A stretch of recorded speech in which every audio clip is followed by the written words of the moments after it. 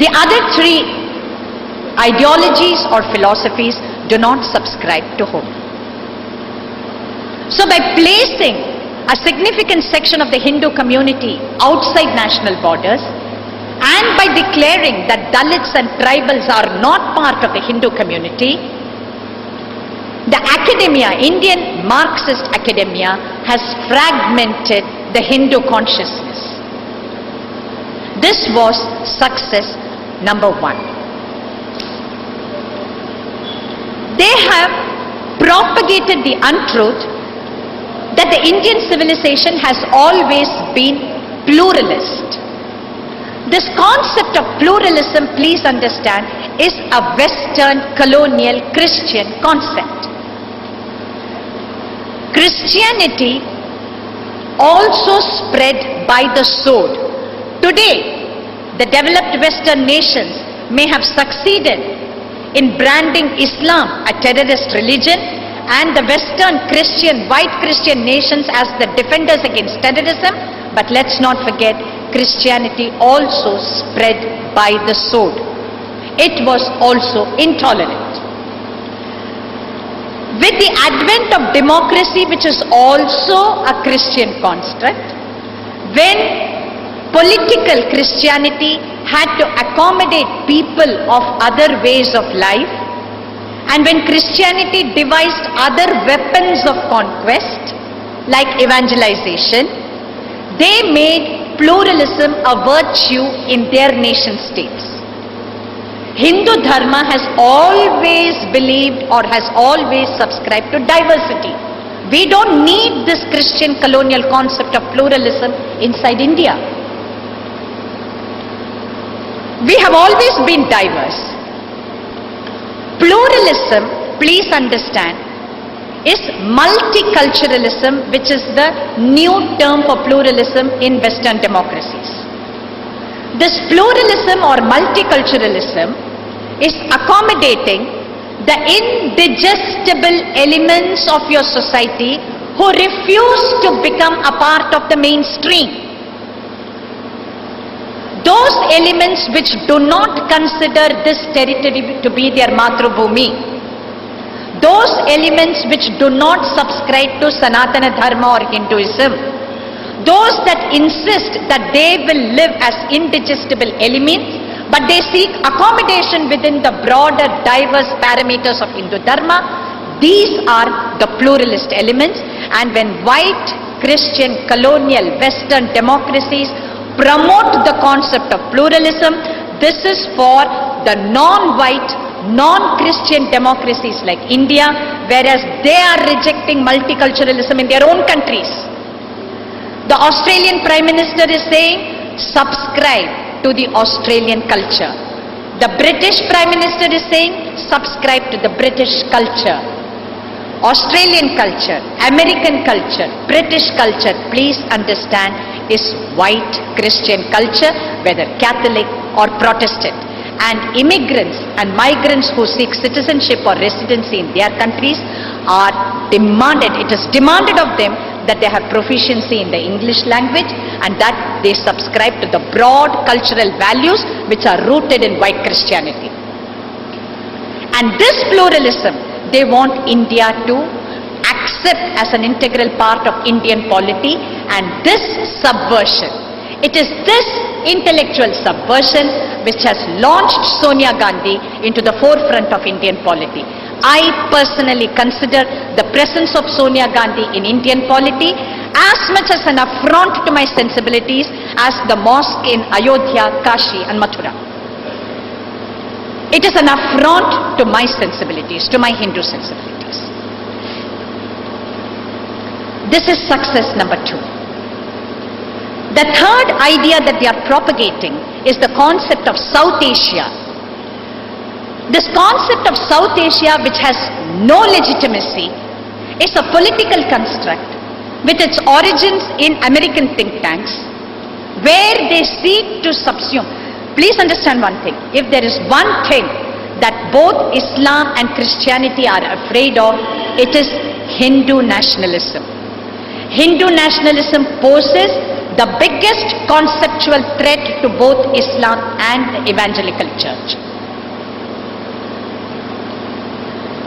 The third idea that they're propagating is the concept of South Asia, where they hope that India's territorial borders and her Hindu identity will be subsumed in the larger Muslim-dominated region of Pakistan and Bangladesh. When they say South Asia, I don't think they have Bhutan and Sri Lanka in mind. When they say South Asia, they primarily mean India, Pakistan and Bangladesh.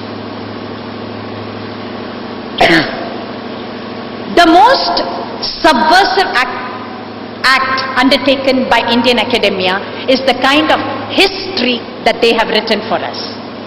It is a defeatist history. It is a history which says that the Indian nation was invaded upon hordes and hordes of people, and that they emasculated Indian society, that Hindu society was weakened because of them, putting us in a defeatist frame of mind. But is this true? This is not true. I have one of the most brilliant papers compiled by Dr. M.D. Srinivas of the Center for Policy Studies in Chennai. And look at what he's saying. It was the Hindu community. Islam had already overridden Europe, Africa, and large parts of Asia.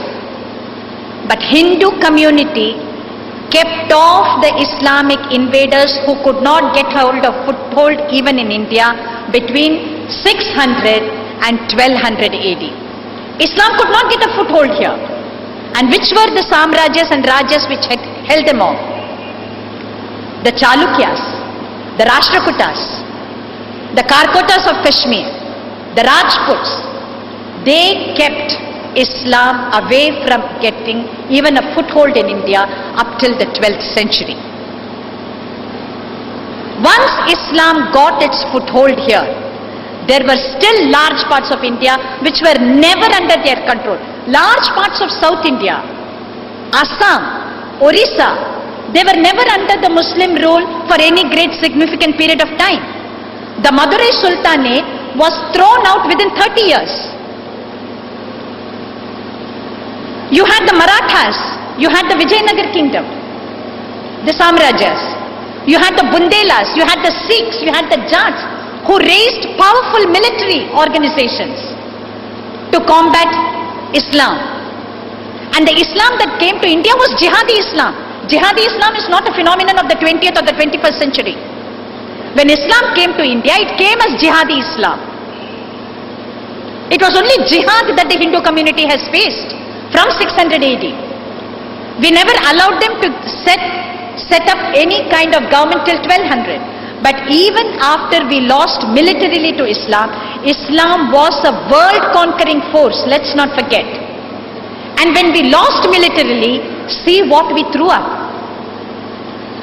Sanatana Dharma in the form of Acharyas, Bhakti movement, Shastras, the commentaries, the Bhashyas, the abundance of Sanatana Dharma religious literature which came through after we lost militarily.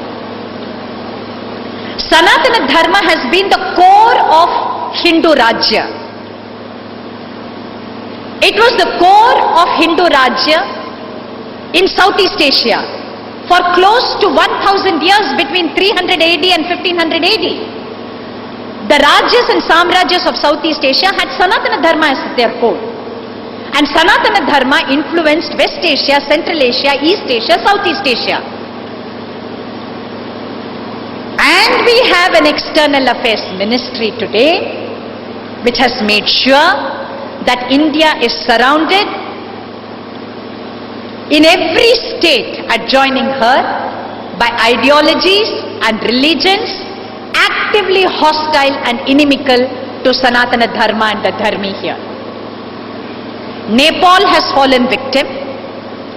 Bhutan is well on its way to falling victim. Bangladesh, Pakistan, we have lost Sri Lanka also. India failed to step into Sri Lanka. Musharraf has stepped into Sri Lanka. India failed to step into Nepal.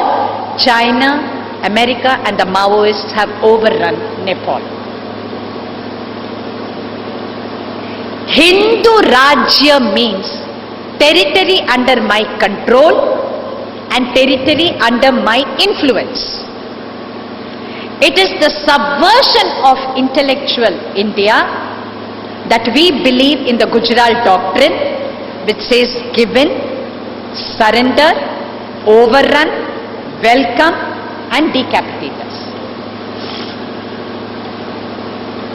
What is destroying India today is intellectual subversion in polity, which gives them the ideology upon which the UPA government and even the NDA government to a certain extent functioned. How else can you explain the fact that the NDA government handed over Rajghat to Nirmala Deshpande? It was our government which did that. How else can you explain the fact that it was the NDA which made M.K. Narayanan a member of the National Security Advisory Board? It is intellectual subversion.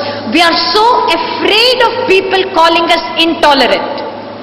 When are we going to say, yes, there is a us and there is a them.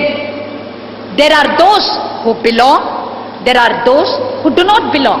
But you are welcome. You will be provided with all comforts, respect, the freedom to practice your religion. But you cannot be a part of the Hindu Rashtra. You cannot participate in power. Do we have the courage?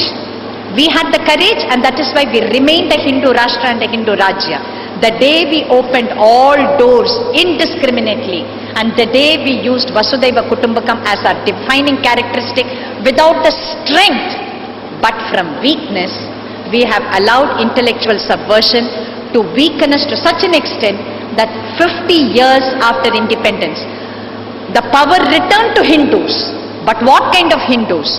Hindus who were ashamed to be Hindus, regressive Hindus, deracinated Hindus, Hindus who had no faith in their own civilization. It is Hindus who speak badly of the caste system. It is Hindus who speak badly about our Hindu acharyas and gurus. It is Hindus like C.P. Ramaswamy Iyer who advocated government control of temples. Intellectual subversion. Media. The media has played no less a destructive role.